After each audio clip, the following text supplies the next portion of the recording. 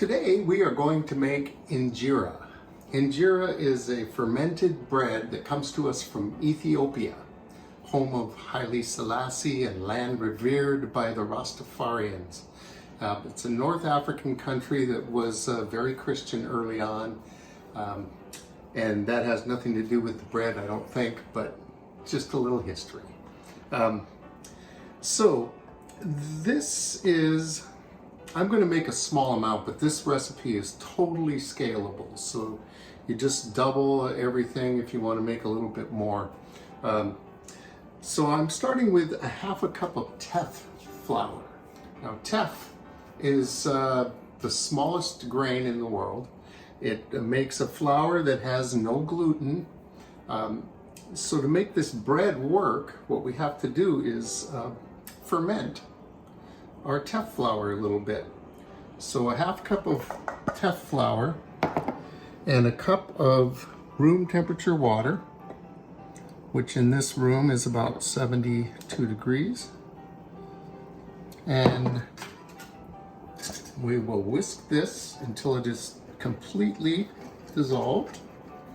And I'm doing this in a clear jar so that I can see what happens to this over time. This should take anywhere from 3 to 5 days to get our starter where it needs to be. And this just should look a little foamy on top. There's a section on the side here, bottom. Oh yeah. Big old lump. I need a different device to get at that. Yep.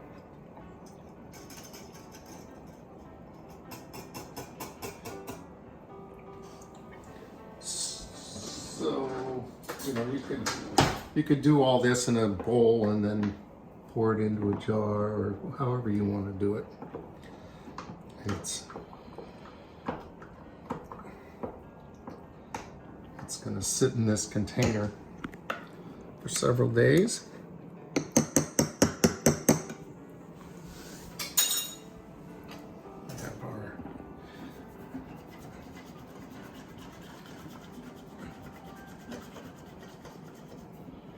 Okay, I think I've got it here. So it's a little foamy on top. It looks pretty good. I don't see any lumps around the side. So we are just going to seal this and put it in a dark place and not touch it. We want it to stay room temperature-ish. So I'm going to put it up on a high shelf, and we will come back and check in on that every day until it's ready. Okay, so this is day one. It's doing what it's supposed to. You can see the liquid has separated out a little bit. There's not really any bubbles in the stuff yet. Eventually we'll need to see bubbles down in here. So this is day two. You can start to see a few little bubbles down in there.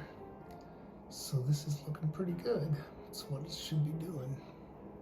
Okay, so this is day three with our starter. I don't know if you can see, but there's small bubbles, and when you move it, bubbles come up through the liquid. It's separated, there's a little foam on top. So this is what we want. And then you just pour off the water.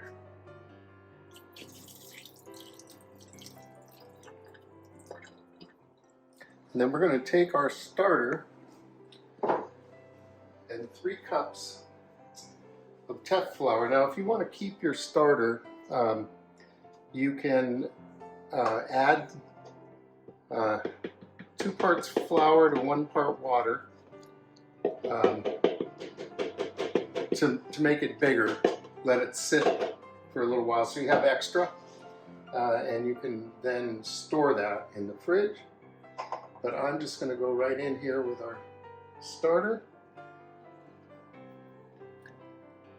By using the quantities I did, I made really just enough starter for this project. And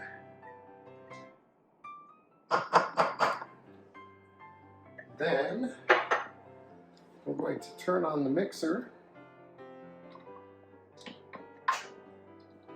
And we're going to add,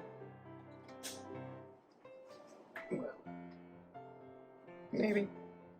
things will cooperate.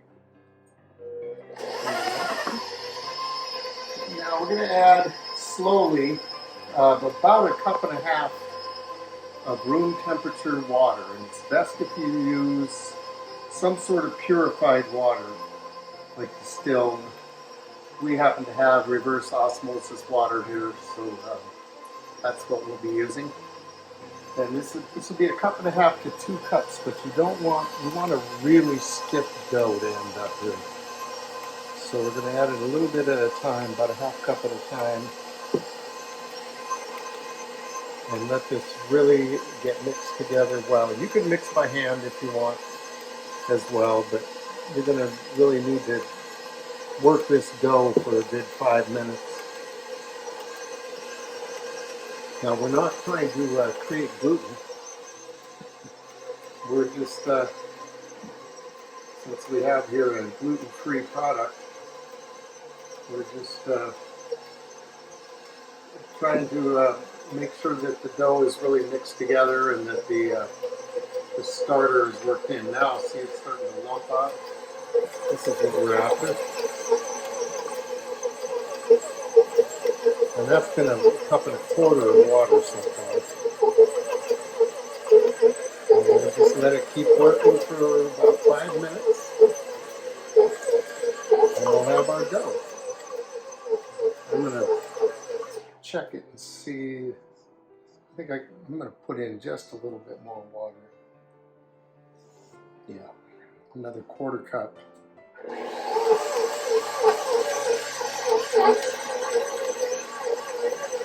I'll get us a 1.5 cups in there.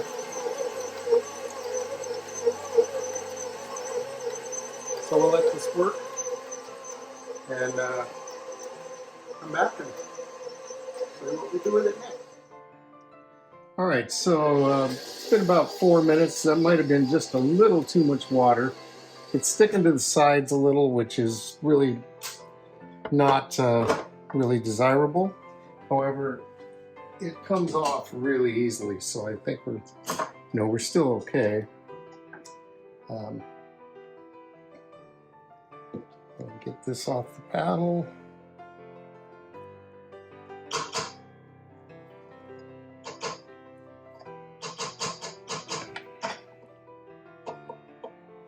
And then we are going to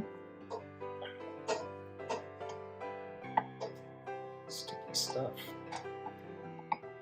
So we do still have a nice thick dough here, which is what we need.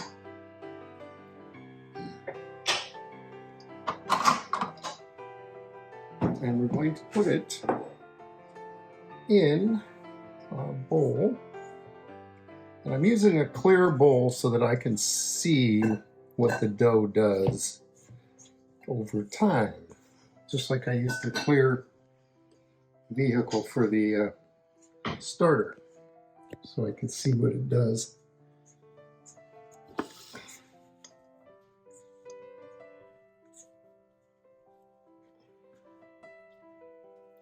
Yeah. This might have been just a little too long in the mixer, but I think it's fine.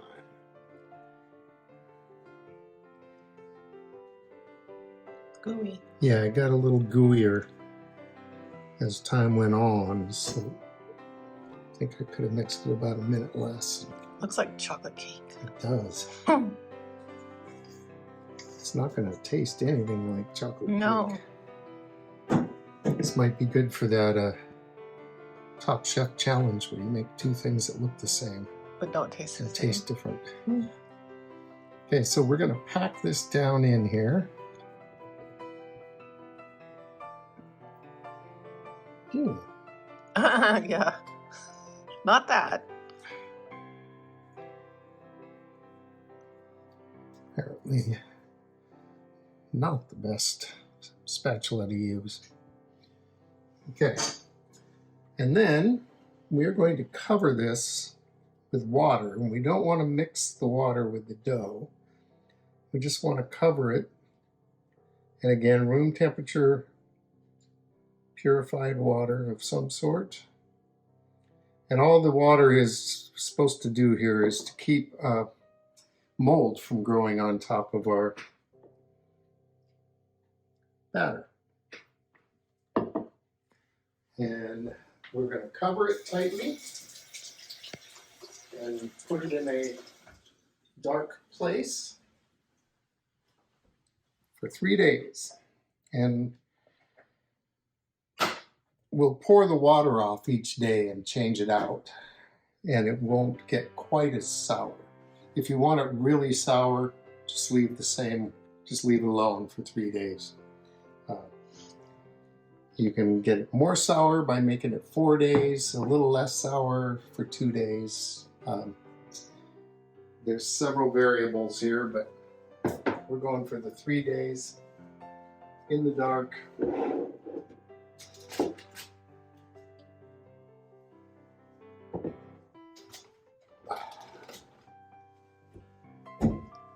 And we'll see what we got. Okay, so this has been 1 day, and it grew a lot more than I thought it was going to. You can see all the air bubbles down in here.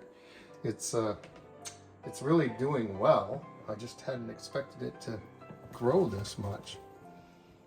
So what we've got now is a little bit juicier than I was expecting, because the water kind of, it just outgrew its bowl, so the water didn't really stay on top. Maybe it'll separate now. Yep. We'll see. It's even more like chocolate cake batter now. Yeah. Okay, so I'm not going to do anything else with this. I'm going to leave it for a few hours, see if it separates. If it does, and there's enough water, I won't do anything. If it looks like there's room to put water on it, I will, but right now I don't see that there is room. And it's pretty bubbly. yeah, so I'm just gonna let this go. Day 1 down.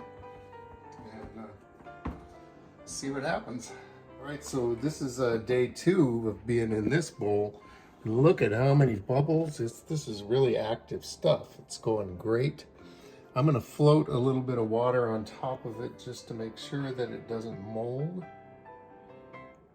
And yeah, I don't want the water to mix with it really.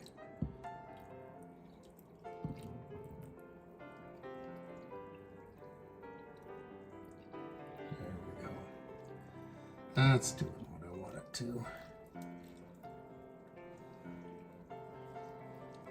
Oh, get the bubbling again. And then tomorrow, we're going to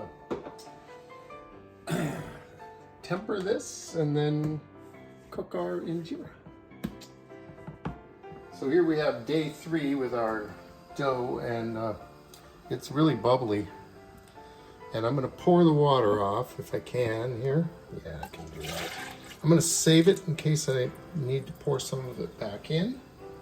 And then I'm going to mix the dough. Oops, I got distracted. Just going to mix this all pretty thoroughly.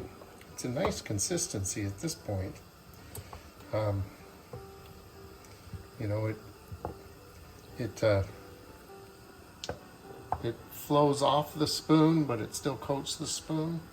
That's about what we want to end up with. Although we're about to make it thicker, so we'll see how this goes. So what we're going to do now is temper this. And this step is necessary because there's no gluten in Teff. And we need something to make it hold together. And this will really activate this dough. So I've got 2 cups of water. I brought it to a boil. I'm going to take it off the heat and add to it 1 cup of our batter.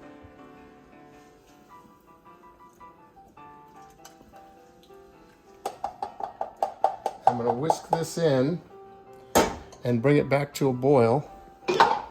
No, not room here. And when this boils, it will thicken. Then we'll add it back into our batter. Oh, it's already thickening. It's kind of like a gravy. Yeah. Oh yeah.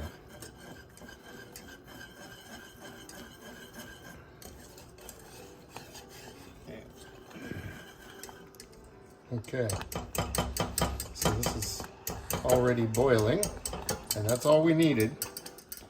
And we're gonna go back in here. Now this seemed to be a little lumpy, which I think a whisk can cure. Now in we go with this.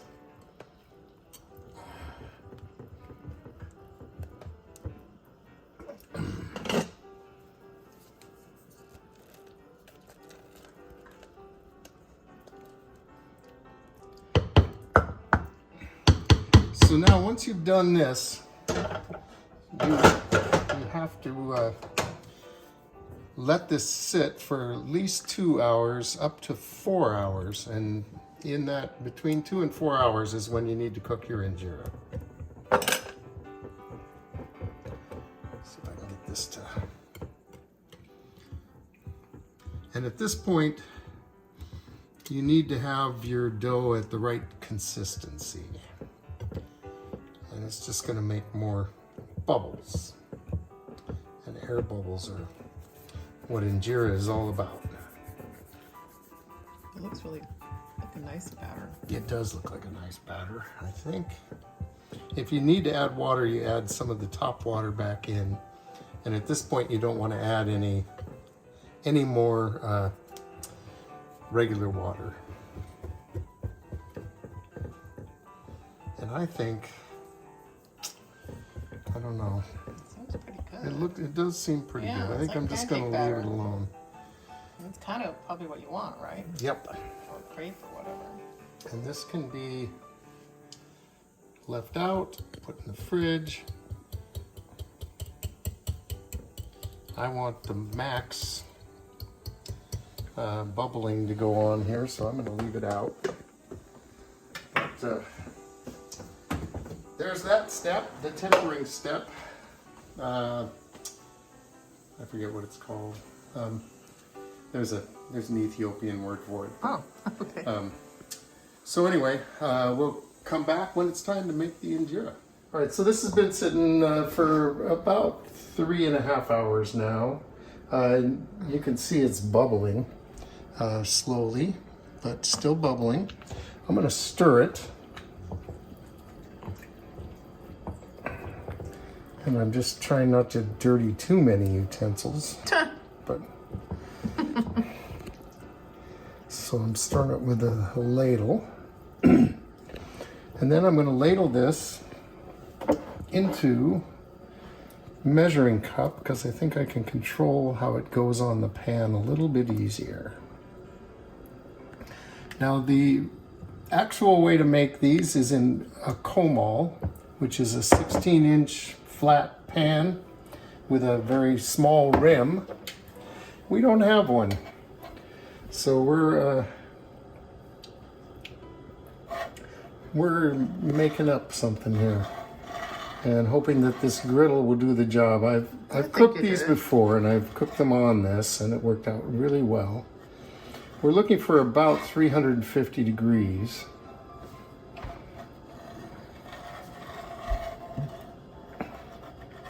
And the comal is round, and injera is generally round. I think we're...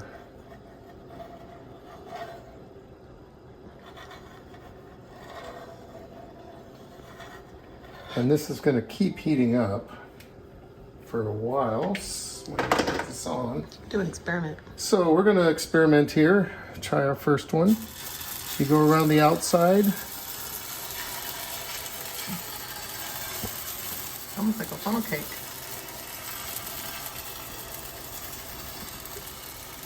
Concentric circles to the middle.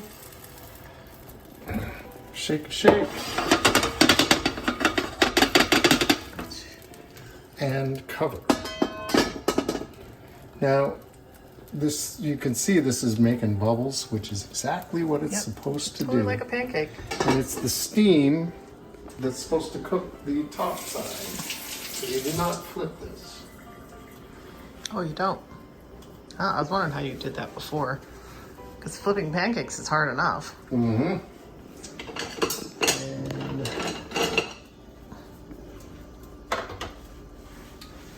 This should take about 3 minutes. Ooh, look at that. Oh, you think you might want to turn your heat down, or? Probably. That's cooking really well. You see the outside edge will start to dry. The middle will look slightly undone when it's actually done, and when it cools, it will look fine. We just do want to be careful that we're not burning it. This one's almost done.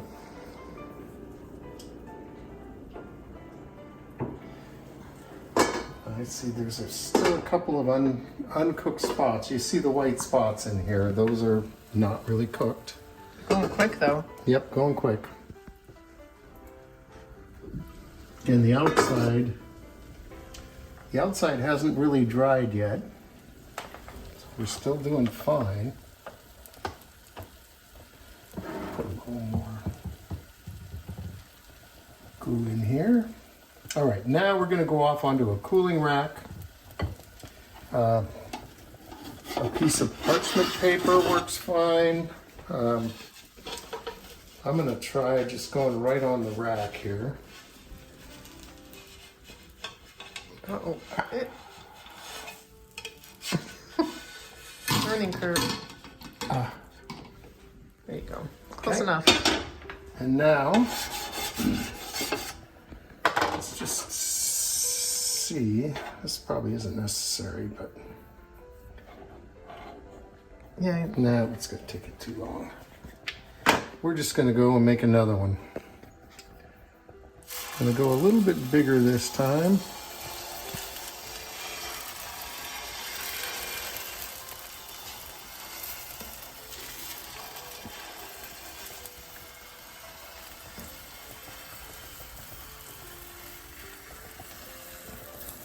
And then shake it, fill the gaps, and cover it. And we'll see what happens. This one looks pretty good. What's the other side look like? Can It's you nice and tell it all? bubbly. Oh. The other side looks good. Perfect. Yeah, the Teff is a brown flour, so this brownness is to be expected.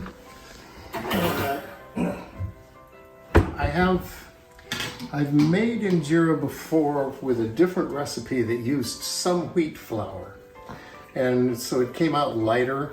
And but since we're making a gluten-free version, this is actually a more traditional version anyway, we will not be adding wheat flour. And that other one also was with a sourdough starter, right? Yes, that. Which was the flour. If you're going to use wheat, then you can use a sourdough starter to get the Teff going, and you feed it with Teff, so eventually it turns into a Teff sourdough starter. But yeah, it worked really well. It had slightly bigger bubbles than this, but I'm pretty happy with the way this is turning out.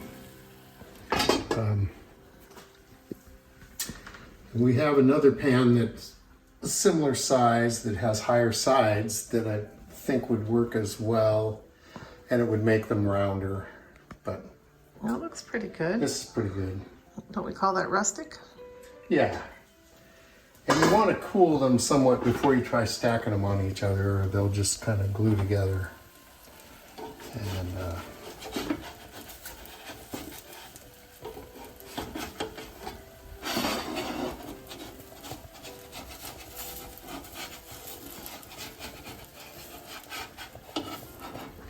Ooh, that's gonna be tricky. Okay, so.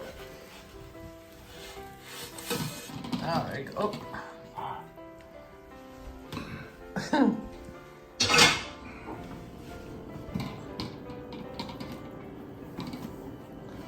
Okay. There you go. Okay, lather, rinse, repeat. I think we'll let you get on those for a while. Okay. All right, so this recipe made 7 of these slightly smaller than customary Injera. Pretty nice looking though. These can be used in a variety of ways. You can put one down on a plate and serve the various stews on top of it, or you can cut it into strips, roll them up, and then people can take one and use it to either scoop stew up or spoon stew onto it and eat it using it as a eating utensil. It's great stuff. So there you have Injera. You can find plenty more tips and tricks for making Injera on the Teff company website, teffco, TEFFCO.com. And that's where this recipe came from, and it worked really nicely. And, thanks for watching Two Cooks in the Kitchen. Subscribe to our channel, and we'll see you next time.